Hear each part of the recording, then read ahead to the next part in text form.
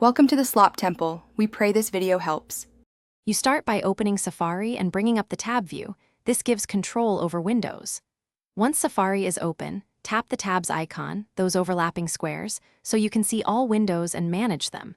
You need at least one tab to continue. If you don't, open a quick page.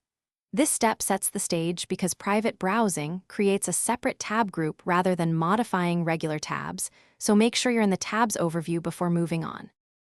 Now switch to private mode. Tap the center label near the top that shows your tab group name or count, then choose private. You'll see a darker interface indicating isolation. Select Done to confirm. Once in private, tap the plus button to open a fresh private tab.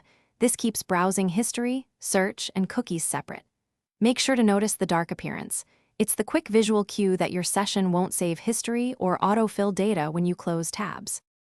To finish, close private tabs or switch back to your regular tab group using the same center label.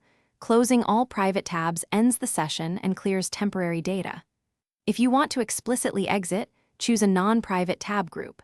If private browsing is missing, check screen time restrictions or installed profiles that can disable it. Disable the restriction or remove the profile to restore functionality. If problems persist, restart Safari. Thanks for watching. Consider subscribing if we helped you.